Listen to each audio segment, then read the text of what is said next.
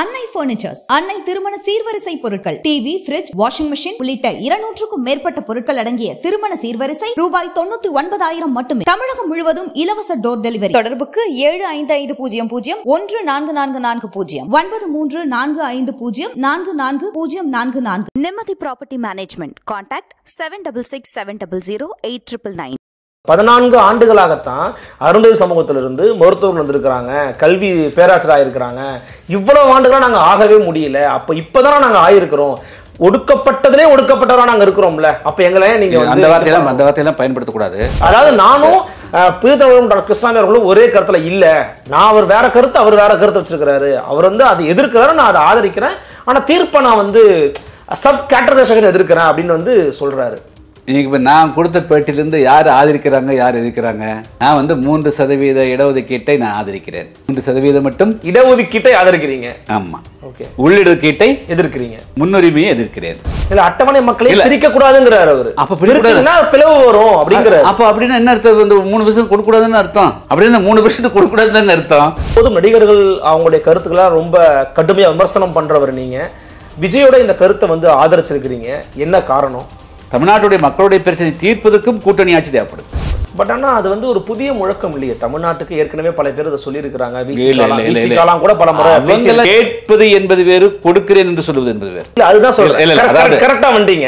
கொடுக்கிறேன்னு சொல்றதுல விஜய் இருக்காருன்னு அவர் நம்புறது ஓவர் எஸ்டிமேஷனா தெரியலையா? அவர் தனிச்சு வெற்றி பெறக்கூடிய அளவுக்கு வாய்ப்பு இருக்குதா? அந்த வங்கி இருக்கணும், அந்த ஸ்ட்ராட்டஜி தான் சக்சஸ் ஆகும். ஒரு கூட்டணியா இணைந்து பயணிப்பீங்களா? இல்ல, திராவிடம் மாயதான், தேசியமும் மாயதான். எதுதான் ஸ்தூலமா மக்களும் இந்த மண்ணும் தான். திமுகவுக்கு என்று சாதனைகளுக்கு எதுவுமே இல்லை. நிறைய கொடுத்திருக்காங்களே, உரிமை தொகை, பெண்கள் மக்களுடைய மாசம் 1000 ரூபாய் இலவச பேருந்து, அதெல்லாம் மக்களுடைய வரிப்பணத்தை எடுத்து கொடுக்குறாங்க. அது என்ன பெரிய விஷயம்? நீங்க 67 இருந்து 5 முறை ஆட்சியில் இருந்துட்டு இந்த மக்களை 1000 ரூபாயும் கூட சம்பாதிக்க முடியாத அளவுக்கு வச்சிருந்தது யாருடைய குற்றம்? பணம் பலம் ஒரே நாளில் கீழே விழுவாது. அது விழுகிற போதுதான் தொப்புன்னு தெரியும். அதனால 2026 இவங்க பலமா இல்லை, பலமாக்குறாங்க, கீழே வந்துருவாங்க.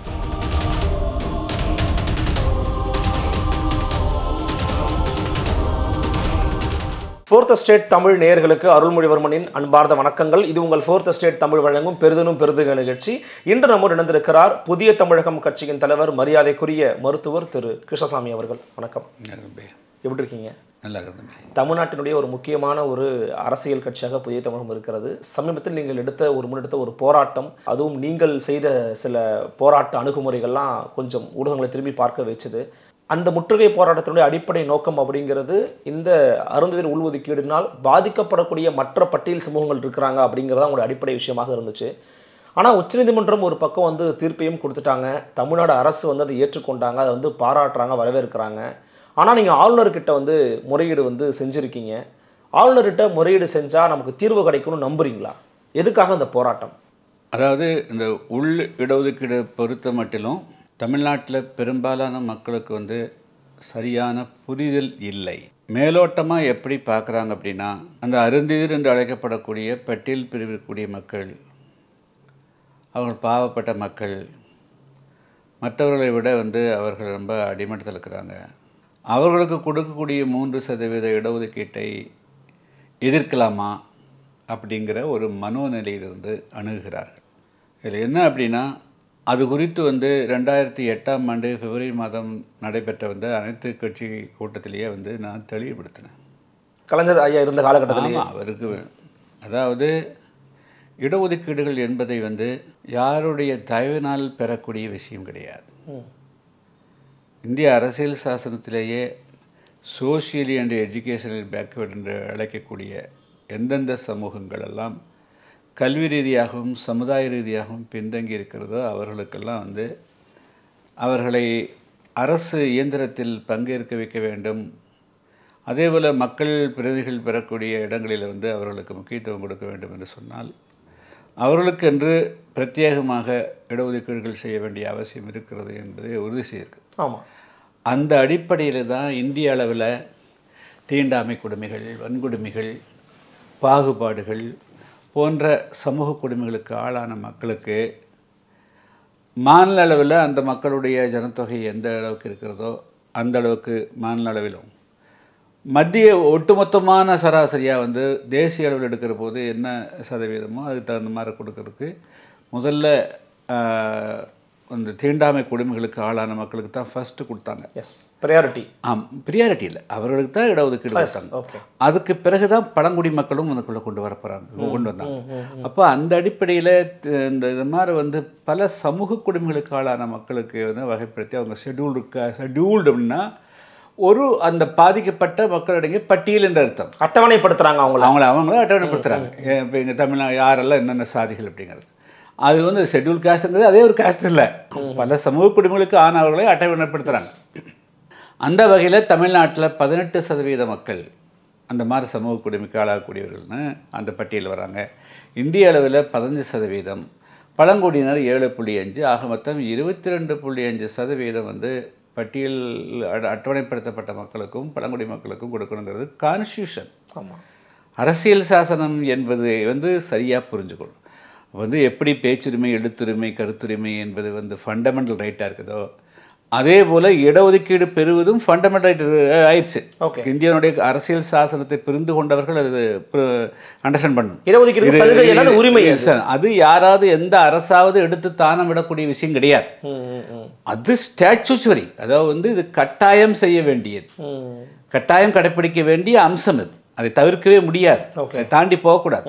இப்போ கல்வி நிறுவனங்களோ வேலை வாய்ப்புகள்லையோ இங்கே தமிழ்நாட்டில் 18% அட்டவணைப்படுத்தப்பட்ட மக்களுக்கு, 1% இங்கே இருக்கக்கூடிய மக்கள் வந்து பழங்குடி மக்கள் வந்து மிக எண்ணிக்கையில் குறைவாக அவங்களுக்கு 1%. அதுக்கு பிறகு பிற்படுத்தப்பட்டவர் 1950 வந்து பிற்படுத்தப்பட்டவர் என்ற பட்டியல் உருவாகுது. அதே மீண்டும் 1990களுக்கு பிறகு வந்து அது வந்து மிக பிற்பட்டோர் பட்டியலாகுது. ஸோ இப்படி ஆகிற போது வந்து தமிழ்நாட்டில் மட்டும் 69% இடஒதுக்கீடுகள் வருது. அது உச்சநீதிமன்றம் போய் அதுக்கு பிறகு 50%க்கு மேலே போகக்கூடாதுன்னு சொன்னாலும் கூட இங்கே தமிழ்நாட்டில் கான்ஸ்டியூஷன் மீறி 69% கொடுத்துட்டுருக்கிறார்.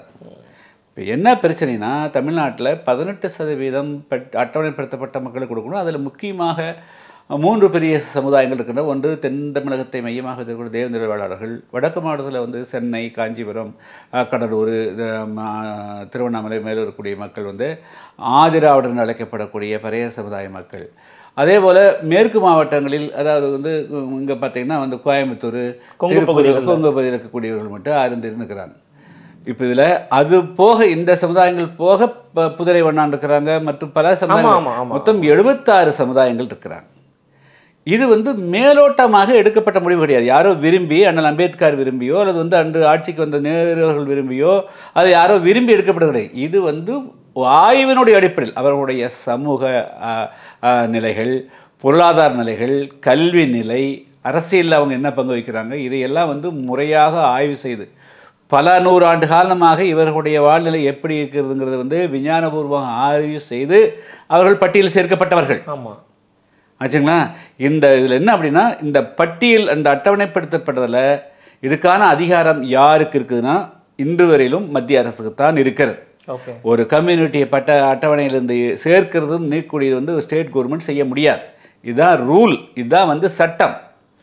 ஆனால் 2008ஆம் ஆண்டு அனைத்து கட்சி கூட்டத்தை தமிழ்நாட்டில் போட்டுட்டு அதுக்கு பிறகு 2009ஆம் ஆண்டு வந்து இங்கே வந்து ஒரு அரசாணை போடுறாங்க. அதாவது அருந்தியருக்கு வந்து 3% இடஒதுக்கீடுங்கிறது இல்லை, அதை உள்ளிடஒதுக்கீடாகவும் அந்த உள்ளிடஒதுக்கீடுக்கு மேலே வந்து முன்னுரிமை அப்படின்னு கொண்டு வராங்க. 2 டபுள் ஃபால்ட் பண்ணுறாங்க. 3% என்பது அது வேண்டும் கூட அதுவும் கூட மத்திய அரசனுடைய அதிகாரத்து வரம்புக்கு உட்பட்டது. அதையை தாண்டி மாநில அரசு கையில் எடுக்கிறாங்க. அந்த அது 2 எத்தனை ஒரு ஆண்டு மட்டும் 2 ஒன்று மத்திய அரசுடைய அதிகாரத்தை எடுத்துக்கிறாங்க. 2வது இந்த 3%ங்கிறது பிரிக்கிற போது மீதியும் நீங்கள் வந்து ரெஸ்ட் ஆஃப் யார் இருக்கணும். இது அருந்ததியர் அப்படின்னு ஒரு பட்டியல்னா வேறு இந்த இந்த பட்டியலுக்கு பேர் கொடுத்துருக்கணும் நீங்கள், இல்லைன்னா அதை நீங்கள் கிளாரிஃபிகேஷன் பண்ணியிருக்கணும். 2வது இந்த சமுதாயம் இருக்கிறாங்கிறது நீங்கள் சொல்லி வகைப்படுத்தியிருக்கணும். அதெல்லாம் எதுவும் பண்ணாமல் என்ன செஞ்சாங்க, அருந்ததியருக்கு 3% உள்ளிடஒதுக்கீடு அப்படின்னு நினைப்பாங்க. இந்த உள்ளனு ஏன் கொண்டு வந்தீங்க? இடஒதுக்கீடு முடிவு பண்ணிட்டீங்க இல்லைங்களா? ஆமாம். ஆச்சா, இப்போ வந்து பிசிக்கு எம்பிசி கொடுக்குற போது எம்பிசிக்கு பிசிக்குள்ள உள்ளொதுக்கீடு கொடுத்தாங்க, உள்ளொதுக்கீடு தனியாக ஒரு இடஒதுக்கீடு கொடுத்தாங்க. சரி, முஸ்லீமுக்கு 3.5 கொடுக்குறது எப்படி கொடுத்தாங்க? பிசிங்கிற கேட்டகரியில் வருவாங்க. பிசிஎம் அதுலேயும் அது தனி இடஒதுக்கீடு தான். ஆச்சுங்களா. அவங்கள வந்து வேறு கேட்டகரியை கொண்டு போகணும், மதங்கிறதுனால வேறு கேட்டகரி மத ரீதியாக கொடுக்கக்கூடாதுக்காக கொடுக்கறதுக்கு வழி இல்லைங்கிறதுனால அவங்கள வந்து பிசிக்குள்ளேயே வச்சுட்டு, ஆனால் உள்ள எடுக்கிறது கொடுக்கல. அது இடஒதுக்கீடு தான், இடஒதுக்கீடு தான், அது ஆக்சுவலாக இடஒதுக்கீடு தான், பிசிஎம் தான். இப்போ இங்கே என்ன தப்பு நடக்குதுன்னா, நீங்கள் உள் இடஒதுக்கீடு ஏன் கொடுத்தீங்க அப்படிங்கிறது தான் கேள்வி. நீங்கள் கொடுக்கக்கூடியவர்கள் அந்த மக்களை நீங்கள் வந்து கை தூக்கி விடணும்னு முடிவு பண்ணிட்டீங்க. கஷ்டப்படுறாங்க. ஆனால் அதுக்கு முன்னாடி எங்காவது ஆய்வு பண்ணீங்களா? கேட்டகரிக்கலாக இந்த ஒட்டுமொத்த 76 சாதி மக்களுடைய ஆய்வு பண்ணி மக்களுடைய வாழ்நிலை ஆய்வு பண்ணியிருக்கணும். இவங்களை நீங்கள் வந்து இப்போது ஒரு பையனை வந்து விளையாடுறோம், ஓட விட்ட பிறகு உனக்கு முதல் பரிசுன்னு சொல்கிறதா, உனக்கு முதல் பரிசு நீ ஓடுன்னு சொல்கிறதா? ஓட விட்ட பிறகு தான் முதல் பரிசு. யார் முதல்ல வராங்களோ அவங்க தானே கொடுக்கணும், அப்படி தானே? ஆமாம் ஆச்சுங்களா. கிரவுண்டில் ஓட விடணும், ஓடி முன்னாடி வரக்கூடியவனே வந்து முதல் first prize, second prize, third prize வேணும். அப்போ உனக்கு முதல் ப்ரைஸ் இருக்குது, நீ ஓடுன்னு சொன்னால் என்ன அர்த்தது? அப்போ அவன் கடைசியில் வந்தாலும் அவனுக்கு முதல் பரிசு உறுதியாகிறது. அந்த மாதிரி ஒரு வரலாற்று பிழையும் சட்டபூர்வமாக பண்ணிட்டாங்க. ஆச்சுங்களா. இதில் வந்து இப்போது அருந்தியருக்கு உள் இடஒதுக்கீடு கொடுப்பதற்கு முன்பாக நீங்கள் ஒரு கமிஷன் போட்டீங்க. இங்கே இருக்கக்கூடிய 76 சாதி மக்களுடைய ஒட்டுமொத்தமாக அருந்தியருடைய வாழ்நிலை மட்டும் கிடையாது, 76 சாதி மக்களுடைய இன்னைக்கு என்னென்ன அந்த சாதியினுடைய ஆக்சுவல் சென்சஸ் எடுத்துருக்கணும். சென்சஸ் எடுக்காமல் எப்படி நீங்கள் பண்ணுவீங்க? சென்சஸ் எடுத்தீங்களா? 3% சென்சஸ் எடுத்தீங்களா? எங்கே உங்களுடைய என்ன சென்சஸ் எடுக்கிறது அதிகாரம் யார்கிட்ட இருக்குது? நடுவண் அரசு தான். நடுவண் அரசு. சென்சஸ் நீங்கள் எடுக்க முடியாது. அப்புறம் எப்படி 3% ஃபிக்ஸ் பண்ணீங்க? என்ன கணக்கில் 3% ஃபிக்ஸ் பண்ணீங்க? ரெண்டாவது, ஒட்டுமொத்த 76 சாதி மக்களுடைய வாழ்நிலையை பற்றி நீங்கள் வந்து எதாவது ஸ்டடி பண்ணி பப்ளிக் ரிப்போர்ட் பண்ணீங்களா? நீங்கள் 4 துறைக்கு அந்த கமிஷன் வந்து 4 துறைக்கு எழுத வேண்டியது, இப்போ 56 துறையில் 10 துறையில் இருந்தால் பதில் வந்தது. அதை வச்சு நீங்கள் ஆய்வு பண்ணீங்க. 46 துறையில் எந்த விதமான டீட்டெயிலும் கொடுக்க மாட்டேன்ட்டான். எல்லாருமே வந்து இப்போ இன்னும் சொல்லப்போனால் 90கள் 95 வரை இப்போ தேவேந்திர விளையாடர் வந்து பேர் தனி மாற்றம் கொண்டு வரலும் மோஸ்ட் ஆஃப் தம் ஆதிராவிடங்கிற பேர் தான் இருந்திருக்குங்க, எஸ்சிங்கிற பேர் தான் இருந்திருக்கும். தனித்தனியாக கம்யூனிட்டியாக இருக்குது. போட்டு தாசில்தார் கொடுக்குற போது இவங்க ஷெட்யூல் காஸ்ட் போட்டுருவாங்க, சப் காஸ்ட் போட்டுருக்க மாட்டாங்க. ஓகே. ஸோ அதனால் வந்து ஆக்சுவல் ஃபிகரை நீங்கள் எடுக்கவே முடியாது. ஆக்சுவல் ஃபிகர் எடுக்கவே முடியாது. அப்போது நீங்கள் கையாண்ட முறை ஒட்டுமொத்த 76 சாதி மக்களுடைய சமூக நிலை, கல்வி நிலை, அவருடைய சமூக நிலை, பொருளாதார நிலை எல்லாத்தையும் ஆய்வு செஞ்சு இதில் என்னென்னலாம் எந்தெந்த சமுதாயங்களெல்லாம் 1% கூட ரெப்ரசன்ட் பண்ணாதவங்க யார் இருக்கிறாங்க, 2% கூட யார் ரெப்ரசன்ட் பண்ணல, 3% கூட ரெப்ரசன்ட் இல்லைங்கிறதெல்லாம் கம்ப்ளீட்டாக பட்டியல் போட்டு வெளியிட்டு, எனவே அந்தந்த சமுதாயங்கள் இது மாதிரி வந்து ஸ்கூலுக்கே கல்லூரியிலே பள்ளிக்கூடத்துமே செல்ல, ஒரு வாத்தியாரும் கூட இல்லை இந்த கம்யூனிட்டியிலேருந்து, ஒரு கல்லூரி பேராசிரியரும் கூட இல்லை, ஒரு போலீஸ்காரன் கூட இல்லை, ஒரு சப் இன்ஸ்பெக்டர் இல்லை அப்படிங்கிற டீட்டெயில் ஏதாவது கொடுத்தீங்களா? இல்ல. ஆனா வந்து முன்னாடியே ஒரு கமிட்டியை போட்டு அந்த கமிட்டியில ரெக்கமெண்ட் பண்ணதனால தான் அந்த கம்யூனிட்டி ஆப் பேக்கடு, அது அரைவேக்காடு, அரைவேக்காடு கூட கிடையாது, அது சுடுதண்ணி ஊற்றிட்டு கையில் எடுத்து வச்சுட்டாங்க, அவ்வளோதான். அது வேகலை. ஆச்சா. எந்த ஒரு கமிட்டியும் ஃபுல் இன் டெப்த்தாக ஆய்வு பண்ணியிருக்கணுங்க, ஆய்வு பண்ணி கொடுக்கணும். நீங்கள் இஷ்டம் போல எடுத்து கொடுக்க முடியாது. It is a constitution. அந்த மாதிரி ஒரு முழுமையாக ஆய்வு செய்யாமல் அந்த அட்டவணைப்படுத்தப்பட்டக்கூடிய 76 சாதி மக்களுடைய ஆக்சுவல் ஃபிகர்ஸ் அவங்க அரசாங்கத்துறையில் பொதுத்துறையில் இருக்கிறாங்க, எத்தனை பேர் தொழிலதிபர் இருக்கிறாங்க, எத்தனை பேர் நிலம் வச்சுருக்கிறாங்க, அந்த மக்களுடைய வாழ்நிலை தான் எப்படி இருக்குது, அவங்களுடைய ஃபிசிக்கல் கண்டிஷன் எப்படி இருக்குது, அவங்களுடைய லிவிங் ஸ்டாண்டர்ட் என்ன, எத்தனை கொடுத்தீங்களா? எத்தனை பேர் சொந்த வீடு இருக்குது, எல்லாம் டீல் பண்ணணும், எல்லாம் கொடுத்து தான் நீங்கள் பண்ணியிருக்கணும். அப்படி பண்ணுறதுன்னா வெறும் இடஒதுக்கீட்டுனால மட்டும் சமுதாயத்தை முன்னேற்ற முடியாது. அந்த சமுதாயத்தினுடைய ஒட்டுமொத்தமாக அந்த சமுதாயத்தை முன்னேற்றணும். 4 பேருக்கு அரசாங்கத்தில் வந்து வேலை வாய்ப்பு கொடுத்தா கூட அந்த சமுதாயம் முன்னேறிடுமா? ஆனால் இன்னைக்கு முன்னேறி இருக்காங்க. இல்லை அது அதில்ங்க, ஒட்டுமொத்த சமுதாயத்துக்காக தீர்வு பண்ண போகிறீங்களா, நீங்கள் 2 பேர்த்த முன்னேற்றத்துக்கு போகிறீங்களா? நீங்கள் வந்து ஒட்டுமொத்த சமுதாயத்தை முன்னேற்றுவதற்கான திட்டம் தான் உங்கள்கிட்ட இருந்திருக்கணும். அந்த மாதிரி விஞ்ஞான ரீதியாக ஒரு இடஒதுக்கீடு வந்து ஒன்று பிரித்து கொடுக்குற போது ஒரு சமுதாயம் பின்தங்கி இருக்கிறது, இந்த பட்டியலுக்குள்ளே அட்டவணைப்படுத்தக்கூடிய ஒரு குறிப்பிட்ட சமுதாயம் வந்து பின்தங்கி இருக்கிறது என்பதை நீங்கள் நிரூபிக்க தவறிவிட்டீர்கள். நீங்கள் நிரூபிக்கலை, அதுக்குண்டான ஆதாரங்கள் எதுவும் வெளியிடலை. நீங்கள் கொடுத்தது வந்து ஒரு 2 துறைகளில் மட்டும் ஆய்வு செஞ்சுட்டு அதிலிருந்து எடுத்துட்டு யார் கொடுக்கக்கூடிய புகாரை அடிப்படையாக வச்சுட்டு நீங்கள் ஒரு முடிவெடுக்கிறீங்க. அருந்திற்கான உள்ளிடுக்கீடு அப்படிங்கிற முடிவு மைண்டுக்குள்ள உங்களுக்கு போயிடுச்சு. Preconceived. Find out the facts from the truth, அதாவது find out the truth from the facts, find out the truth from the facts. ஆதாரங்களுடைய அடிப்படையில் தான் உண்மையை தேட வேண்டுமே தவிர, அச்சா இதுதான் உண்மை என்று சொல்லிக்கொண்டு அதுக்குண்டான ஆதாரங்களை காட்டக்கூடாது. ஓகே, அதுதான் நடந்திருக்குது. So they have not brought out the truth because they don't have the actual facts.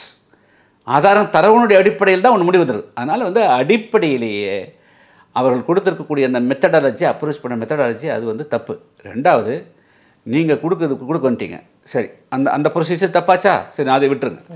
3% நீங்கள் கொடுக்குறீங்க. 3 எப்படி 18லேருந்து 3 பிரித்து தான் கொடுக்க போகிறீங்க. ஆச்சா, அதை பிரித்து தான் கொடுத்துருக்கணும். ஏன் உள்ளொழுக்கு கொடுக்குறீங்க? அது காரணம் என்ன? அது எங்கே சட்டத்தை இடமக்கு உள்ளொழுக்கு கொடுக்குறது இல்லை, மற்ற மாநிலங்கள் கூட கொடுத்துருக்காங்க. இந்த நீங்கள் சமூக நீதி மாநிலம் முன்னாடி இருக்கணும்ல, சமூக நீதி அடிப்படையில் இருக்கணும்ல.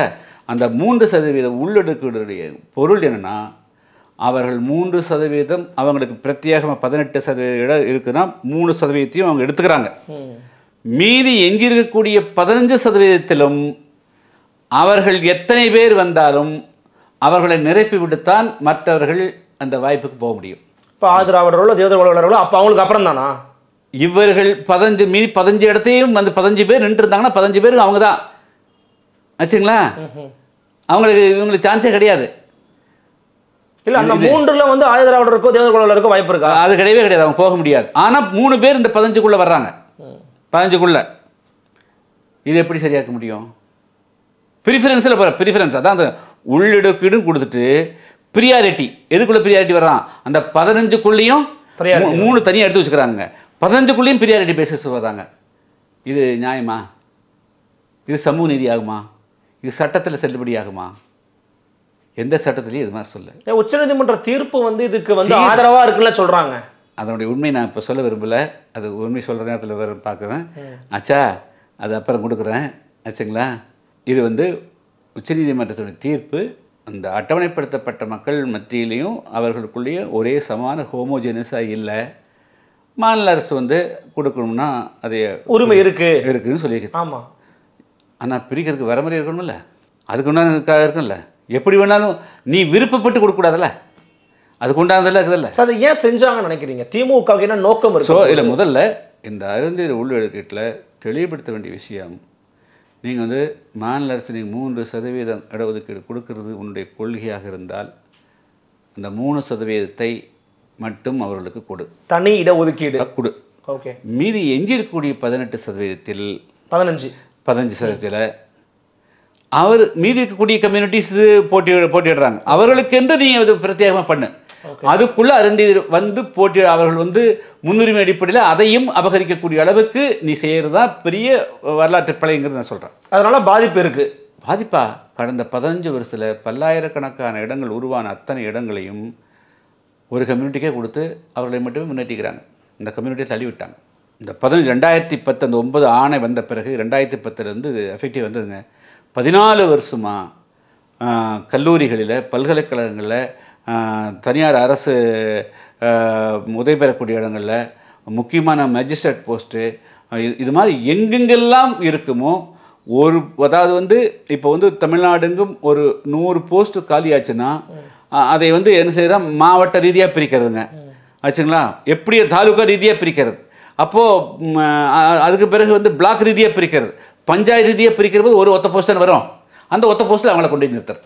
2 போஸ்ட் உருவானா கூட 1 போஸ்ட் அவங்க இன்னொரு போஸ்ட் வந்துடக்கூடாது அப்படின்னுக்காக அத்தனையும் உடைச்சு கம்ப்ளீட்டாக ஃபுல்லாக வந்து ஜெனரலைஸ் பண்ணாமல் அவர்களை தேர்ந்தெடுப்பதற்காகவே இந்த மாதிரி ஒரு சதியும் அந்த ஒரு விதியும் உருவாக்கி இன்றைக்கி இந்த 2 இன மக்களுக்கும் மிகப்பெரிய அளவுக்கு அநீதி இழைத்து வருகிறார்கள். அதனால்தான் வந்து நான் வந்து இந்த உள்ளிடுதற்கீடை வந்து நாங்கள் வந்து அதற்கு முறைகேட்டை அதனுடைய இதையே சரி செய்யுங்க, அதை திருத்துங்கன்னு சொல்கிறோம். நீ 3%க்கு எதிர்ப்பு தெரிவிக்கிறதாக பல பேர் நினச்சிக்கிறாங்க.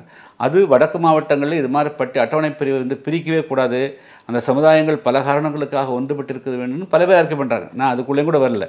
நீங்கள் 3 கொடுக்குறோன்னா 3ஓட நிறுத்திக்கங்க.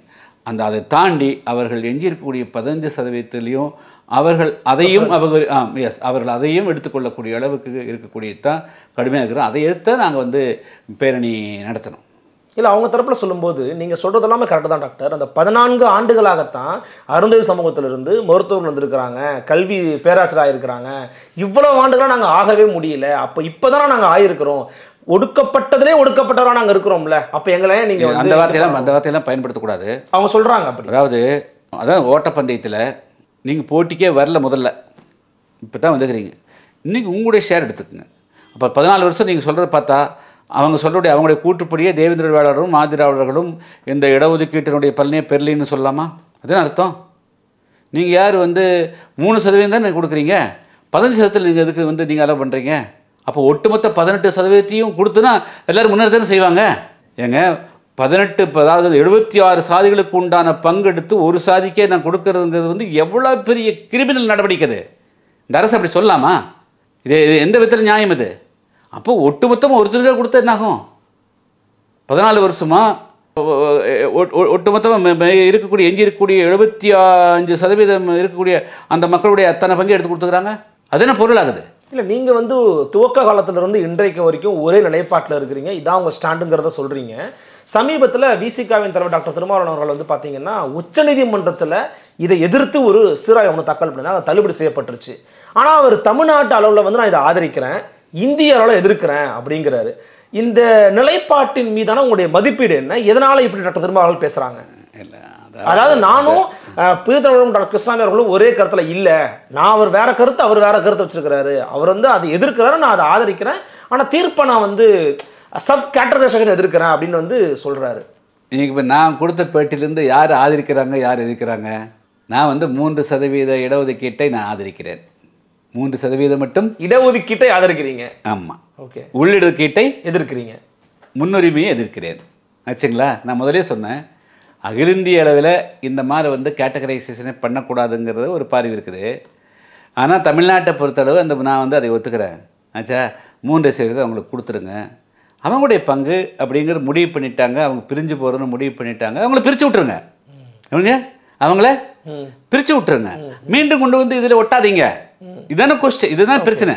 ஆச்சா, அப்படி சொல்லக்கூடிய அவர் இப்போ ஆக்சுவலாக அவர் ஆதரிக்கிற அவர் தான் வந்து இப்போ எதுக்குற அப்படி நீங்கள் வந்து டிவிஷன் பண்ணாமல் எப்படி இடஒதுக்கீடு கொடுக்க முடியும்? அருந்தது என்று நீங்கள் அடையாளப்படுத்தாமல் அதை பிரிக்காமல் 18லேருந்து 3ன்னு பிரித்தா தானே 3 ஆகுது. பிரிக்காமல் எப்படி கொடுக்க முடியும்? அப்போ பிரிக்கிற போது அது கான்செப்ட் இருக்குதுல்ல.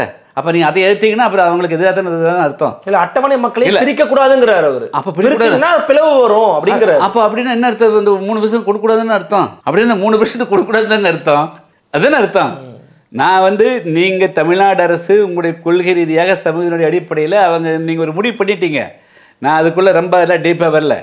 இப்போ நீங்கள் செய்ய வேண்டியது வந்து நீங்கள் 3 மட்டும் அவங்களுக்கு கொடுத்துருங்க, மீதி இருக்கிற 15 நீங்கள் வந்து அவங்க அதுக்குள்ளே வராத அளவுக்கு நீங்கள் பார்த்துக்கங்கன்னு சொல்கிறோம். அதை நீங்கள் தனி இடத்துக்கு கொடுத்துட்டு போயிருங்க. ஆச்சா, இதை அவர் ஆதரிக்கிறாரா எதுக்கிறாராங்கிறத தெரியணும். இல்லை, அப்போ அவர் கொஞ்சம் குழப்பமான மண்ணில் இருக்கிறாரு நீங்கள் சொல்கிறீங்களா? நான் சொல்ல, நீங்கள் மக்களுக்கு இப்போ சொல்கிற மக்களுக்கு இது பார்க்கக்கூடிய மக்களுக்கு புரிஞ்சுக்குவாங்க. ஆச்சா, ஒரு சுப்ரீம் கோர்ட்டுடைய அடிப்படையில் நான் பேசுகிறேன். இல்லை, அவர் அன்னைக்கு அனைத்து கட்சி கூட்டம் கூட்டும் போது நீங்களும் இருந்தீங்க, டாக்டர் திருமாவும் இருந்தாங்க. அவர் நிலைப்பாடு என்னவா இருந்துச்சு? நீங்கள் கருணாநிதி ஐயாட்ட என்ன சொன்னீங்க? நான் என்ன சொன்னேன்னா, நீங்கள் அருந்ததி இடஒதுக்கீடுன்னு தனியாக ஒன்று பிரத்யேகமாக கொண்டு வரீங்க. இதே மாதிரியே அந்த கடந்த 50 வருஷமா பட்டியலின மக்களுக்கான இடஒதுக்கீட்டு நிரப்புறதுக்கு உண்டான நீங்கள் வந்து அந்த பிரத்யேகமான நடவடிக்கை ஒரு நடவடிக்கை எடுக்கல. இன்றைக்கி மட்டும் அருந்ததியிற்கு 3% இடஒதுக்கீடு கொடுக்கணும் வரீங்களே, அருந்ததி உள்ளிட்ட 18% இடஒதுக்கீட்டை இன்று வரையிலும் நிரப்பியிருக்கிறீங்க தான் கொஸ்டின். அருந்ததியும் 18% இருக்கிறாங்கல்ல, ஆச்சுங்களா? ஆமாம். ஒரு அதுக்கான தான் நான் வெள்ளையர் கேட்டேன். அதனால் வந்து 3 லட்சம் வெள்ளை பின்னடைவு பணியிடங்கள் நாங்கள் ஏற்கனவே அடையாளம் கண்டிருக்கிறோம். பல்கலைக்கழகத்தில் நிரப்பலை, கல்லூரி பேராசிரியர் நிரப்பலை, ஆசிரியர் பணியிடம் நிரப்பலை, போலீஸ் துறையில் நிரப்பலை, ரெவன்யூ நிரப்பலை, எல்லா இடங்கள்லையுமே வேக்கண்ட்டாக இருக்குது. இந்த 3 ஆண்டுகளில் 3 ஆண்டுகள் தான் ஒரு ஜாதி தான் கொடுத்துக்கிறாங்க. இல்லை, இந்த 3 ஆண்டுகள் இந்த 3 ஆண்டுகள்லையும் கம்ப்ளீட்டாக கொடுத்ததெல்லாம் வந்து அவங்க இருந்ததெல்லாம் கம்ப்ளீட்டாக ஃபுல்லாக அவங்களுக்கு மட்டும் தான் கொடுத்துருக்காங்க. கூப்பிட்டு கொடுத்துக்கிறாங்க, எங்கெல்லாம் முடியுமோ கொடுத்துக்கிறாங்க. ஆனால் நான் அன்றைக்கி என்ன சொன்னேன், முதல்ல 18% எல்லா துறையிலும் பூர்த்தி செய்யுங்கள். நாங்கள் 3.5 லட்சம் பின்னடை பண்ணி அடையாளம் பண்ணிக்கிறோம் இல்லையா, அதை கம்ப்ளீட்டாக ஃபுல்லாக நிரப்புங்க. பேக்லாக் வந்து விசேஷமாக சிறப்பு ஆள் எடுப்பு சேர்ப்பு நீங்கள் நிரப்புங்க. அதுக்கு பிறகு தான் நீங்கள் கரெக்டான ஆய்வு பண்ண முடியும். இல்லைன்னா ஆய்வு பண்ண முடியாதுல்ல. ஆமாம், ஆய்வு பண்ண முடியாது. நீங்கள் அரைவரையாக தான் இருக்க முடியும் ஆச்சுங்களா. நீங்கள் எல்லாருக்குமே வந்து இடஒதுக்கீடு கொடுக்காம இருக்கிற போது நீங்கள் வந்து ஒரு கம்யூனிட்டி மட்டும் நீங்கள் எப்படி நீங்கள் வந்து எடுத்து சொல்லுவீங்க? அதனால் நீங்கள் கம்ப்ளீட்டாக 18% நிரப்புங்க. ஒருவேளை பர்டிகுலர் ஒரு கம்யூனிட்டி வந்து ரொம்ப ஃபார் இருந்தால் அதுக்கு பிறகு நீங்கள் வந்து ஆய்வினுடைய அடிப்படையில் கொடுக்கலாம்னு சொன்னால் சொல்லிட்டேன். அன்னைக்கு அப்போஸ் பண்ணல. நான் அன்னைக்கே வந்து நான் இடஒதுக்கீடு கொடுக்கக்கூடாதுனால சொல்ல வரல. நீங்கள் பின்னாடி நிரப்புங்க. நிரப்பின பிறகு எவ்வளவு கேப் இருக்குது அப்படிங்கிறது ஒவ்வொரு சாதி ரீதியாக அனலைஸ் பண்ணுங்க. அதனுடைய அடிப்படையில் அதுக்கு பிறகு தீர்வு பண்ணலாம்னு சொன்னதை தவிர அன்னைக்கு வந்து கொடுக்கக்கூடாதுன்னு சொல்லலை. அதுக்கு வரவே இல்லை. அது வேணா ரெக்கார்ட்ஸ் எடுத்து பாருங்க. அவங்க கண்மூடித்தனமாக ஆதரிச்சாங்க. அன்னைக்கு வந்து அந்த அமைப்பை சேர்ந்தவங்க எல்லாம் சேர்ந்து கம்ப்ளீட்டாக கண்மூடித்தனமாக அவர் கருணாநிதி சொன்னதுங்க ஆதரிச்சாங்க. நானும் வந்து அன்னைக்கு வந்து பேக்லாக்கில் தான் இருந்ததை தவிர நான் வேற ஒன்றும் கிடையாது. நீங்கள் பின்னாடி பண்ணி நிரப்புங்க. அது என்னாச்சு உங்கள் கமிட்மெண்ட் என்னாச்சு? நீங்கள் அதையும் நிரப்ப மாட்டேங்கிறீங்க. அப்போது நீங்கள் வந்து இன்றைக்கி அதெல்லாம் விட்டு போட்டப்போ நான் 3 லட்சம் பணியிடங்களை கேட்டபோது நீங்கள் அதை நிரப்ப மாட்டேங்கிறதுக்காக தான் இவங்களை கொண்டு வந்து நிறுத்துறீங்க. அப்போ நீங்கள் PLP 2 தேவேந்திர வேடருக்கு ஆதரவாளருக்கு எதிராக கொண்டு வந்து நீங்கள் அறுதி நிறுத்துறீங்களா இல்லையா? இந்த சமுதாயங்கள் ஒற்றுமையாக இருக்கணும்.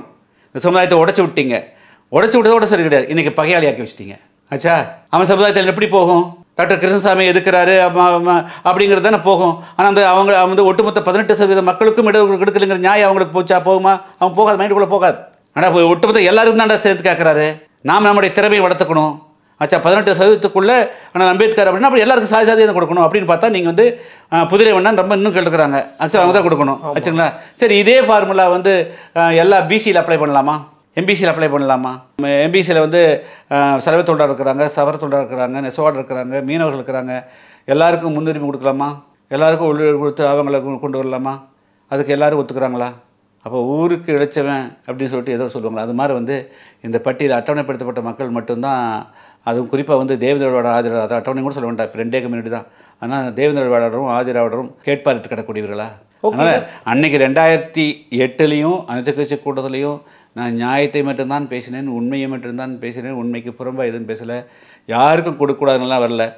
இந்த 18% கொடுக்க வேண்டியதை முதல்ல கொடுத்து முடிங்க. இதே பேக்லாக் வந்து பின்னடை பணிகள் வந்து சிறப்பு ஆள் சேர்த்து பண்ணி முடிங்க.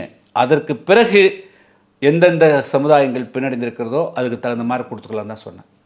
ஓகே, இன்னைக்கு நீங்கள் ஆளுநர்கிட்ட முறையிடுவதன் மூலமாக தீர்வு எப்படி கிடைக்கும்னு நினைக்கிறீங்க டாக்டர்? ஏன்னா அமைச்சரவையும் நிறைவேற்றி முடிச்சுட்டாங்க, உச்சநீதிமன்றமும் உங்களுக்கு ஆதரவாக தீர்ப்பு கொடுத்துட்டாங்க. ஆளுநருக்கு இங்கே ரோலே இல்லையே. அவர்கள் சட்ட ரீதியாக செய்யலை. நிச்சயமாக அவர்கள் கொடுக்கக்கூடிய உள்ளீடுக்கீடு செல்லாது. தீர்ப்பு வந்துருச்சு. தீர்ப்பு ஆதரித்து வரவேற்று பேசியிருக்காங்களே கம்யூனிஸ்ட் கட்சிகளும் மற்ற. அது விளக்கமாக சொல்ல விரும்பல. அதாவது வந்து அவர்கள் சட்டத்துக்கு புறம்பாக செய்திருக்கிறார்கள் வச்சுங்களா. அதே அந்த சட்டத்துக்கு புறம்பாக வந்து உள்ளீடு கொடுக்கறது, ப்ரிஃபரன்ஸ் கொடுக்கறதெல்லாம் வந்து எந்த இந்திய அரசியல் சாசனமும் ஏற்றுக்காது. அந்த மாதிரி வேறு எந்த மாநிலங்களும் இல்லை, இருக்கக்கூடாது, இல்லை ஆச்சுங்களா. அப்படி இருந்தாலும் அது தவறு. அதனால் ஆளுநர் அவர்கள் தான் வந்து ஆட்சியாளத்தினுடைய அவர் தான் head of the state government. So இந்த கவர்மெண்ட்டுக்கு வந்து அது புரிஞ்சு கொள்றதுக்கு சக்தி இல்லைன்னா ஆளுநரை வந்து அட்வைஸ் பண்ணணும். அப்போ நீங்கள் வந்து 3% தான், அவங்க தான் வந்து 3% எகெயின்ஸ்டாக இல்லையே, 3% தனி எடுக்க கொடுத்துரு, ஏன் நீ உள்ளெடுக்கிட கொடுக்குற, அதே ரெஃபிட்டிகேஷன் பண்ண அந்த அரசாணையை நீ வந்து திருத்து அப்படிங்கிற அட்வைஸ் அவர் பண்ண வேண்டிய நிலையில் இருக்கிறார். நிச்சயமா. குறிப்பாக சமூகத்தில் நீங்கள் வந்து இன்னொரு கூற்றையும் வந்து சொல்லியிருந்தீங்க. தமிழக வெற்றிக் கழகம்னு ஒரு கட்சி ஆரம்பிச்சிருக்கிறாரு. நடிகராக இருந்த விஜய் தற்போது நடிப்பை விட்டுட்டு நான் கட்சி ஆரம்பிக்க போகிறேன், கட்சியின் தலைவராக பரிணமிச்சிட்டேன் அப்படின்னு சொல்கிறாரு. அந்த கட்சியினுடைய ஒரு கூற்றை நீங்கள் வரவேற்று பேசியிருந்தீங்க. ஆட்சி அதிகாரத்தில் பங்கு, ஒரு கூட்டணி ஆட்சி அப்படிங்கிறத வரவேற்று பேசியிருந்தீங்க. எப்போதும் நடிகர்கள் அவங்களுடைய கருத்துக்களாக ரொம்ப கடுமையாக விமர்சனம் பண்ணுறவர் நீங்கள். விஜயோட இந்த கருத்தை வந்து ஆதரிச்சிருக்கிறீங்க, என்ன காரணம்? அதாவது ஆரியமாயி எப்படி மோசமோ, திராவிடமாயி எப்படி மோசமோ, அதே போல் திரைமாயும் கூடாதுங்கிறதுல இன்னைக்கு கொள்கை ரீதியாக அடிப்படையில் அதுதான். அதில் ஒன்றும் மாற்றுக்கிறது இல்லை. 2 நாளாக அதே நிலைப்பாடாக தான் இருக்கிறீங்க. அதெல்லாம் மாற்றுக்கிறது. மக்கள் இந்த இளைஞர்கள்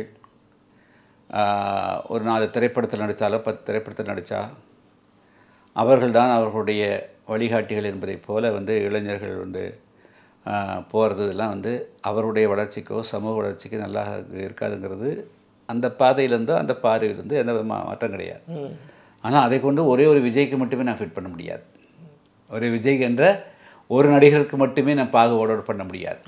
ஏற்கனவே பல பேர் தமிழ்நாட்டில் அதுக்காண்டான பாதையை போட்டு வச்சுட்டாங்க. உண்மைதான் ஆச்சுங்களா? எல்லாருமே நீங்கள் 67க்கு பிறகு ஆட்சியாருக்கு வந்து பார்த்தா அண்ணா திரைப்படத்தை நடிச்சிட்டாரு, உண்மைதான். கருணாநிதியும் நடிச்சிருக்கிறாரு.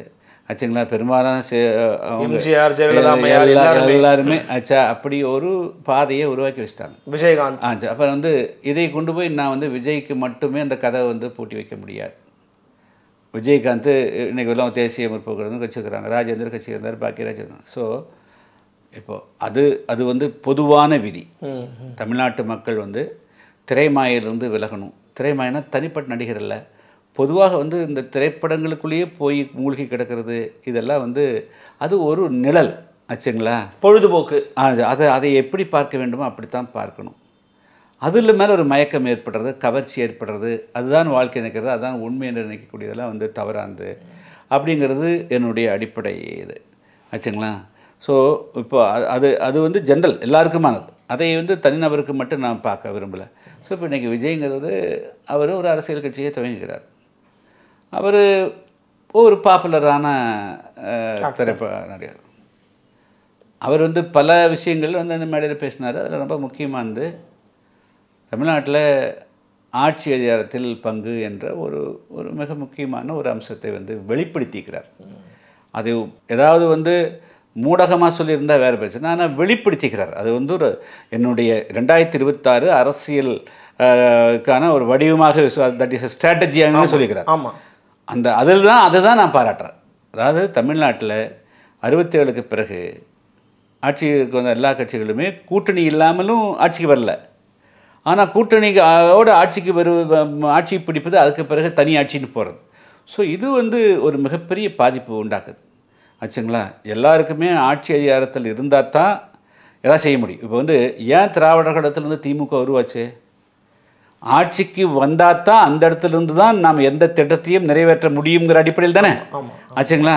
இப்போ அதே வரை இப்போ நான் புதிய தமிழகம் கட்சி வச்சுக்கிறோம்னா நாங்கள் வந்து தனித்து இன்றைக்கி இருக்கிற நிலைமையில் நம்முடைய ஒட்டுமொத்த வாக்கு வாங்கிடுவாங்க, 117 சீட்டு ஜெயிச்சு ஆட்சி அதிகாரத்தை பிடிக்க முடியாது. அது எந்த கட்சியுமே செய்ய முடியாது. தனித்து நிற்கிற போது எல்லா கட்சிகளும் அவரவர் பலத்தில் போது 10 சீட்டு 30-40 சீட்டு தான் வரும். ஸோ இப்போ கூட்டணிங்கிறது எசன்ஸ் ஆகுது. அது நாடாளுமன்ற தேர்தல் வந்தாலும் சட்டமன்ற தேர்தல் வந்தாலும். அப்போ கூட்டணி என்று தேவைப்படுகின்ற பொழுது ஒரு எதிரணியை தோற்கடிப்பதற்கு கூட்டணி பல கட்சிகள் ஒன்று சேர நினைக்கின்ற பொழுது தமிழ்நாட்டுடைய மக்களுடைய பிரச்சனை தீர்ப்பதற்கும் கூட்டணி ஆட்சி தேவைப்படுது. ஆச்சுங்களா? இப்போது ஒரு காலத்தில் வந்து ஒரு டாக்டர் எம்பிபிஎஸ் டாக்டர் போனால் அவரே நான் நியூரோ ஸ்பெஷலிஸ்ட்டாக இருப்பார், கார்டியாலஜிஸ்ட்டாக இருப்பார், அவரே லிவர் ஸ்பெஷலிஸ்டாக இருப்பார், எல்லாமே அவரே பண்ணுவார். இன்றைக்கி யாராவது ஒத்துக்குவாங்களா? அதுக்கு உண்டான துறை தானே. ஆமாம், என்னதுங்களா? ஆச்சா, டென்டிஸ்ட்னா டென்டிஸ்ட் போகணும், ஹெப்பட்டாலஜிஸ்ட்னா ஹெப்பட்டாலஜிஸ்ட் போகணும், நியூராலஜிஸ்ட்னா நியூராலஜிஸ்ட், கார்டியாலஜிஸ்ட்னா கார்டியாலஜிஸ்ட் போகணும். ஆச்சுங்களா? ஸோ அதே போல் எல்லோரும் சேர்ந்த ஒருத்தர் வந்து ஒருத்தருக்கு வந்து பெரிய கடுமையான இருக்குதுன்னு சொன்னால் எல்லோரும் சேர்ந்து தான் வந்து ஒருத்தரை ட்ரீட் பண்ணுறாங்க. எல்லா கன்சல்டண்ட்டும் வருவாங்க, எல்லாருடைய ஆலோசனையும் கொடுப்பாங்க, அதன்படி ட்ரீட்மெண்ட் நடக்கும். அதுக்கு பிறகு தான் அவர் வந்து உட்கார முடியும். அப்படி தானே? ஆமாம். அதே போல் தான் தமிழ்நாட்டுக்கு இருக்கக்கூடிய பல்வேறு பிரச்சனைகளுக்கு தீர்வு காண வேண்டும் என்று சொன்னால் பல வர்க்கத்தினுடைய பல சமுதாயங்களுடைய பல வர்க்கத்தினுடைய குரலாக ஒலிக்கக்கூடிய பல அரசியல் கட்சிகளும் இதுக்குள்ளே அங்கம் வகிக்கிற போது தான் அது ஒரு முழுமையான அரசாங்கமாக இருக்க முடியும். அப்போ தான் அந்த கொள்கைகள் வந்து அந்த திட்டங்கள் வந்து அனைத்து மக்களுக்கும் சரியாக போய் சேரும்.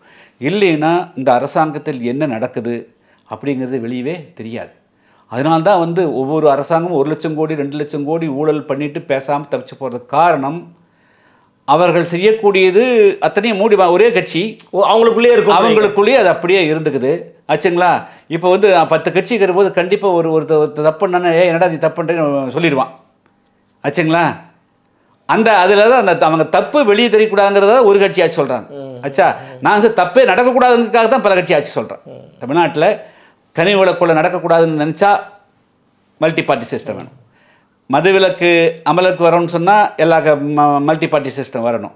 தமிழ்நாட்டில் வேலையில்லா திண்டாட்டம் ஒழியணும்னா வரணும். தமிழ்நாட்டில் ஊழல் ஒழியணும்னு சொன்னால் மல்டி பார்ட்டி சிஸ்டம் வரணும். ஸோ அதனால் வந்து இது பரந்துபட்ட மக்களுக்கு வந்து பலனளிக்கக்கூடிய வகையில் இந்த அரசு வந்து நல்ல அரசாக செயல்படக்கூடிய வகையில் இருக்கணும்னு சொன்னால் அதுக்கு வந்து கூட்டணி ஆட்சி தான் முக்கியம். எனவே அந்த ஒரு நல்ல கருத்தை விஜய் அவர்கள் வந்து 2020 போல்டாக தைரியமாக சொல்லியிருக்கிறார். அதனால அவரை வந்து நான் வரவேற்றேன், பாராட்டுறேன். அவர் அதை வந்து முன்னெடுத்து சொல்ல வேண்டும்ங்கிறதும் என்னுடைய வேண்டுகோள். பட் ஆனால் அது வந்து ஒரு புதிய முழக்கம் இல்லையே, தமிழ்நாட்டுக்கு ஏற்கனவே பல பேர் அதை சொல்லியிருக்கிறாங்க. இல்லை விசிகாலாம் கூட பல முறை அவங்களால நீங்கள் நீங்கள் வந்து பட் வேர் விஜய் இஸ் டிஃபரன்ஷியேட்னு கேட்குறேன் நான். விஜய் இதை வந்து புதுசா சொல்லல, அதாவது இதுல என்ன போல்ட்னஸ் இருக்குன்னு கேட்பது என்பது வேறு, கொடுக்கிறேன் என்று சொல்வது என்பது வேறு. இல்ல அதுதான் சொல்றேன், கரெக்டா வந்தீங்க. கொடுக்கிறேன்னு சொல்றதுல விஜய் இருக்காருன்னு அவர் நம்புறது ஓவர் எஸ்டிமேஷனா தெரியலையா அவங்க? அதெல்லாம் அப்படியே சொல்ல முடியும். அதெல்லாம் வந்து 1 10 100 1000 ஆச்சுங்களா? ஸோ அதெல்லாம் வந்து இப்படி சொல்ல முடியாது. அவங்களோட ஸ்ட்ராட்டஜி தான் சக்ஸஸ் ஆகும். அவங்க வந்து அவர் வந்து தனிச்சு வெற்றி பெறக்கூடிய அளவுக்கு வாய்ப்பு இருக்குதா, அந்த அந்த ஸ்ட்ராட்டஜி தான் சக்ஸஸ் ஆகும். ஓகே. அதனால் வந்து இன்றைக்கி கூட்டணி ஆட்சின்னு எடுத்திருக்கக்கூடிய இந்த ஸ்ட்ராட்டஜி தாண்டி தமிழ்நாட்டில் 2026 அரசியல் களம் அமையாது. அதனால் இதுக்குள்ளே தான் நின்னாகும். அதனால் அது வந்து அது வெற்றி அடையும்.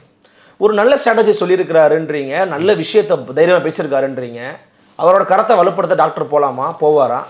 இல்லை, அது அவர் கட்சியை வெளிப்படுத்துறதுக்கு நான் போவாதுங்கிறது அது அவருடைய வேலை. அதாவது கட்சின்னு சொல்லலை, ஒரு கூட்டணியாக இணைந்து பயணிப்பீங்களான்னு. இல்லை, அதாவது இப்பொழுது வந்து ஒரு மேக சூழ்நிலைகள் வந்திருக்குது தமிழ்நாட்டில்.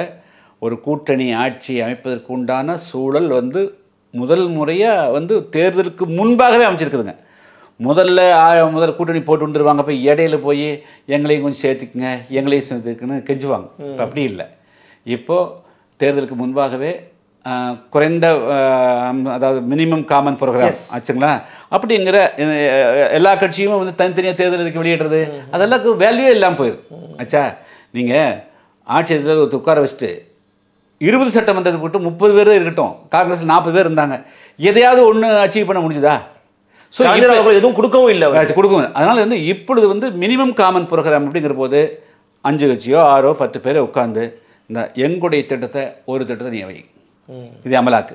இன்னொரு கட்சி இந்த எங்களுக்கு வந்தான திட்டம் இது 10 கட்சியினுடைய செயல் திட்டம் ஆச்சா, இதை வந்து அமலாக்குவோம் ஆச்சா, உங்களது இதை வச்சுக்கோங்க, மேஜர் இதை வச்சுக்கோங்க. ஸோ அப்படின்னு அதுபோல் வந்து அர்த்தமுள்ள ஒரு ஆட்சி அமைப்பதற்கு உண்டான களம் வந்து தெளிவாக அமைஞ்சிருக்கு. அவர் வந்து பேசும்போது திராவிடமும் தமிழ் தேசியமும் நமது இரு கண்கள், அதுதான் நம்முடைய தாழ்மையான கருத்து அப்படின்னு சொல்றாரு. நீங்க திராவிட மாயை அப்படின்னு தொடர்ந்து திராவிடத்தை வந்து எதிர்த்து நிலைப்பாடு வைத்திருக்கக்கூடிய ஒரு தலைவர், எப்படி அதை புரிஞ்சுக்கிறது? தமிழ் தேசியமும் மாயதான், திராவிடமும் மாயதான், தேசியமும் மாயதான் ஆச்சுங்களா? இதுதான் ஸ்தூலமாக மக்களும் இந்த மண்ணும் தான் உண்மையான. இந்தியாவில் இருக்கக்கூடிய மக்களும் 142 கோடி மக்களும் இந்தியாவினுடைய பரப்பளவும் தான் வந்து ஸ்தூலமானவைகள். அதை தவிர வேறு எதுவும் பார்க்க முடியாது. மக்களும் மண்ணும் தான் உண்மையான தான் உண்மையான, அந்த மக்களுடைய வாழ்நிலை மட்டும்தான் உண்மையான. அதனால் எல்லாரும் அவரு ஒன்று சொல்கிறாரு. எம்ஜிஆர் வந்து நீங்கள் கட்சி ஆரம்பித்த போது உங்களுடைய கொள்கை என்னன்னு கேட்டால் அண்ணா எஸ்ன்னு சொன்னார். அது என்ன கேபிட்டலிசம் சோசியலிசம் எல்லாம். கேபிட்டலிசம் சோசியலிசம் ரெண்டு சேர முடியாது ஆச்சுங்களா? அதனால் கேபிட்டலிசம் சோசியலிசம் சேர்ந்து தான் அவர் அண்ணா எஸ்ன்னு சொன்னார். அண்ணா எஸ்துக்கு அப்போ தான் புதுசு விளக்கம் கொடுத்தாரு. அதனால் அதெல்லாம் வந்து நம்ம பெருசாக எடுத்துக்க வேண்டிய அவசியம் கிடையாது. பெருசாக எடுத்துக்க வேண்டாம். இப்போ கூட்டணி ஆட்சி ஒன்று வந்தாலே அதுதாங்க கொள்கை, அதுதாங்க செயல் திட்டம், அதுதாங்க வந்து தமிழ்நாட்டுக்கு ஒன்றான வளர்ச்சி திட்டம். அது மட்டுமே ரொம்ப மிகப்பெரிய சாதாரண. இந்த நாளாக அதுக்கு எவ்வளோ இல்லை. நீங்கள் வந்து தினசரி தமிழ்நாட்டு அரசியல் ரொம்ப கூர்ந்து அவதானிக்கிறீங்க. ஆனால் இன்னைக்கு எடப்பாடி பழனிசாமி சொல்கிறாங்க, எங்களுடைய கருத்துக்களை ஏற்றுக்கொண்டு வர்றவங்க நாங்கள் நினச்சிக்கிறோம், பயணிப்போம் அப்படிங்கிறாங்க. இதெல்லாம் எதை வெளிப்படுத்துதுன்னா, திமுக ரொம்ப இன்டாக்டா ஸ்ட்ராங்காக அலையன்ஸில் எந்த குறைபாடும் இல்லாமல் பிசுறு இல்லாமல் வேலை பார்க்குறாங்க. அவங்களை எப்படா வீழ்த்துறது அப்படின்னு எதிர்கட்சிகள் எல்லாம் மண்டையை குழப்பிக்கிட்டு இருக்காங்கன்னு சொல்கிறாங்க. களச்சூழல் 2026 திமுகவுக்கு தான் ஆதரவாக இருக்குன்னு ஒரு பேச்சு இருக்குது. டாக்டரோட கணிப்பு என்ன? அதாவது இன்னைக்கு இருக்கிற சூழலை மனதில் கொண்டு எந்த ஒரு அரசியல் கட்சியும் ஆட்சியில் இருக்கிற கட்சி நாங்கள் இத்தனை சிலையை திறந்தோம், இத்தனை நினைவு மண்டலம் கட்டினோம், இத்தனை வளைவு திறந்தோம்னு சொல்லி எல்லாம் ஓட்டு கேட்க முடியாது. அந்த வகையில் திமுகவுக்கு என்று சாதனைகளுக்கு எதுவுமே இல்லை ஆச்சுங்களா? இல்லை, நிறைய கொடுத்துருக்காங்களே. உரிமை தொகை, பெண்கள் மக்களுடைய மாதம் 1000 ரூபாய் இலவச பேருந்து, அதெல்லாம் மக்களுடைய வரிப்பணத்தை எடுத்து கொடுக்குறாங்க. அது என்ன பெரிய விஷயம்? மக்கள் எடுபடுன்னு கேட்குறேன், எடுபடுமான்னு கேட்குறாங்க. எங்க மக்களுடைய பணத்தை கொடுக்குறது தானே ஆட்சிக்கு வந்தீங்க. ஆமாம் ஆச்சா, அது என்ன பெரிய விஷயம் ஆச்சுங்களா? மக்களுடைய வாழ்வாதாரம் வந்து நீங்கள் 67லேருந்து 5 முறை ஆட்சியில் இருந்துட்டு இந்த மக்களை 1000 ரூபாயும் கூட சம்பாதிக்க முடியாத அளவுக்கு வச்சுருந்தது யாருடைய குற்றம்? 1000 ரூபாயும் கூட ஒரு குடும்பத்தால் வந்து சம்பாதிக்க முடியாது. நீ அந்த அரசாங்கம் இலவசமாக 1000 ரூபாய் கொடுத்தா தான் அந்த குடும்பத்தை நடத்த முடியுங்கிற நிலைமையில் வச்சுருக்கிறது யாருடைய தவறு? எப்படி நீங்கள் அதுக்கு இந்த நல்ல ஆட்சின்னு கிளைம் பண்ணுவீங்க? ஆச்சுங்களா? பணம் பலம் ஒரே நாளில் கீழே விழுவாது. அது விழுகிற போது தான் தொப்புன்னு தெரியும். அதனால் 2026 இவங்க பலமாக இல்லை, பலமாக்குறாங்க, கீழே வந்துடுவாங்க. ஆச்சா? 2026 இந்த ஆட்சி இருக்காது. திமுகவோட ஆட்சியே இருக்காதுன்றீங்க? அது ஆட்சியே இருக்காது. 2000 நாங்கள்லாம் அப்புறம் எதுக்குறோம்? தமிழ்நாட்டில் கூட்டணி ஆட்சி தான் அமையும். ஆச்சுங்களா? அதனால் அது அவங்க ஸ்ட்ராங்கெல்லாம் ஒன்றும் இல்லை. என்ன ஸ்ட்ராங் இருக்குது? விஜயோட இப்போ இணைந்து பயணிப்பதற்கான அதாவது யோசனைகள் இருக்கா கட்சி ரீதியாக? இல்லை, அதான் நான் சொல்லிட்டேங்க. தனி ஒரு கட்சியே சொல்ல வேண்டியதில்லை. தமிழ்நாட்டில் எதிர்கட்சிகள் தான் பலமாக இருக்கிறார்கள். எதிர்கட்சி தான் பலமாக இருக்காங்க, வாக்கு வங்கியில் பலமாக இருக்கிறாங்க. அது வந்து அதை ஒரு ஸ்ட்ராட்டஜியில் இன்னும் வந்து அது ஒர்க் அவுட் ஆகிற போது 2026 நீங்கள் 2024 களத்தை வச்சுட்டு பேச வேண்டியதில்லை. 2026 தமிழ்நாட்டில் ஆளுங்கட்சிக்கு எதிராக மிகப்பெரிய அளவுக்கு மக்களும் திரளுவார்கள், அரசியல் கட்சிகளும் திரளுவார்கள். 19 வெற்றி, 21 வெற்றி, 24 வெற்றி, கன்சிகூட்டிவ் வெக்ட்ரிஸ் வச்சிருக்கிறாங்க. அவங்க தன்மையப்படுத்தியிருக்காங்க. அதெல்லாம் தேர்தல் இதெல்லாம் வந்து சாதாரணமான விஷயம். இதெல்லாம் வந்து வெற்றி பெற்றவர்கள் தோப்பாங்க, தோல்வியுற்றவர்கள் வெற்றி பெறுவோம். 26 கூட்டணி ஆட்சியில் புதிய தமிழகம் பங்கெடுக்குமா, இருக்குமா? அது அப்புறம் சொல்கிறாங்க. அதாவது தமிழ்நாட்டில் இப்பொழுது கூட்டணி ஆட்சிக்கான களம் தயாராகிவிட்டது. அதுக்கான முயற்சியில் புதிய தமிழகம் ஏற்கனவே நாங்கள் வந்து அது ஏற்கனவே தொடர்ந்து 30 வருஷம் கட்சி துவங்கப்பட்ட காலத்திலிருந்து தமிழ்நாட்டில் கூட்டணி ஆட்சி தான் தேவை என்பதை சொல்லி வருகிறோம். எனவே அப்படி கூட்டணி ஆட்சி அமைப்பதற்குண்டான களத்தில் புதிய தமிழகம் முன்னிலை வைக்கும். அதை இன்னும் சொல்லப்போனால் அதை எடுத்துகிட்டு போவோம், முன்னெடுத்துகிட்டு போவோம். நிறைவாக ஒரு கேள்வி, நிறைய பேரோட அரசியல் வருகையை நீங்கள் பார்த்துருக்கிறீங்க, உங்களுக்கு பின்னாடி அரசியல் வந்தவங்களாம் இருக்கிறாங்க.